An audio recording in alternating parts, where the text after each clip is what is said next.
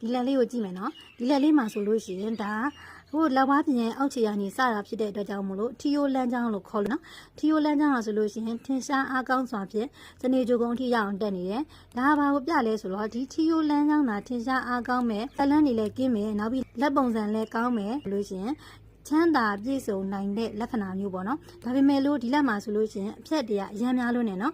ပထမဆုံးအနေနဲ့ပြမယ်နော်တီယိုလန်ချောင်းရဲ့ထိပ်မှာဆိုလို့ရှိရင်ဒီမှာအဖြတ်မြင့်နှစ်ချောင်းပြိုင်တူရှိနေရနော်ဒါဘာပြသလဲဆိုတဲ့အခါကျတော့လက္ခဏာရှင်ဟာဆိုလို့ရှိရင်နော်သူ့ဘဝတသက်တာမှာသူများမလုပ်ချင်တဲ့အလုပ်ကိုလုပ်ရတတ်တယ်တဲ့နော်တမန်အာဇီဝမကြတဲ့အလုပ်တွေကိုလုပ်ကင်ပြီးတော့ကြတော့အသက်မွေးဝမ်းရတတ်ပါတယ်နော်စိတ်တော့ကရောက်စရာတွေနဲ့ကြုံရတတ်တယ်နောက်ပြီးတော့ကြတော့သူတစ်ပါးရဲ့ဖန်စီချုံနှောင်တာရတတ်တယ်ဒါမှမဟုတ်လို့ရှိရင်လွတ်လပ်လပ်သွားလို့လာလို့မရအောင်ချုပ်ချယ်ခံရတတ်တယ်ပေါ့နော်နောက်တစ်ခုကကြတော့သူ့အမြင်တစ်ပေါ့နော်ဒီနှလုံးလန်းကြောင်းရဲ့အပေါ်မှာဖြတ်ထားတဲ့အဖြတ်မြင့်ရှိနေမယ်ဆိုလို့ရှိရင်လဲတဲ့နော်အဲ့ဒီလက္ခဏာရှင်ဟာဆိုလို့ရှိရင်အသက်ကြီးပိုင်းမှာလုပ်ငန်းကိစ္စတွေအဖြတ်အစည်းတွေနဲ့ကြုံရတတ်တယ်အတိုက်အခန့်တွေကြုံရတတ်တယ်နော်သူကဆိုလို့ရှိရင်လုပ်ငန်းလုပ်တဲ့အချိန်မှာတားဆီးပိတ်ပင်မှုတွေခံရတတ်တယ်နောက်တစ်ခုကကြတော့ဒီမှာနှလုံးလန်းကြောင်းရဲ့အောက်ဆင်းလန်းခွဲလေးကနေပြီးတော့ကြတော့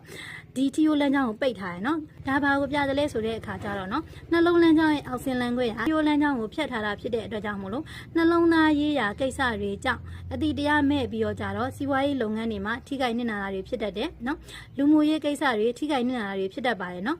နောက်တစ်ခုကကြတော့ဥပမာနံပါတ်3ကညံလန်းကြောင်းကိုလည်းဖြတ်ထားတယ်ထီယိုလန်းကြောင်းကိုလည်းဖြတ်ထားတယ်ဒါဘာပြလဲဆိုတဲ့အခါကျတော့မိမိရဲ့အတွေ့အကြံအမှားတွေဆုံးဖြတ်ချက်အမှားတွေကြောင့်လုပ်ငန်းစီးပွားတွေမှာထိခိုက်ပျက်စီးဆုံးရှုံးမှုတွေနဲ့ကြုံတွေ့ရတတ်တယ်နော်ဒါပညာရေးမှာလည်းထိခိုက်ပျက်စီးမှုတွေနဲ့ကြုံတွေ့ရတတ်တယ်လူမှုရေးတွေမှာလည်းနစ်နာဆုံးရှုံးစရာတွေနဲ့ကြုံတွေ့ရတတ်တယ်နော်နောက်တစ်ခုကကြတော့ဒီမှာထီယိုလန်းကြောင်းကိုဒီဥပမာဆိုလို့ရှိရင်တောက်ကြကြိုကုန်းထဲကနေပေါ်ထွက်လာတယ်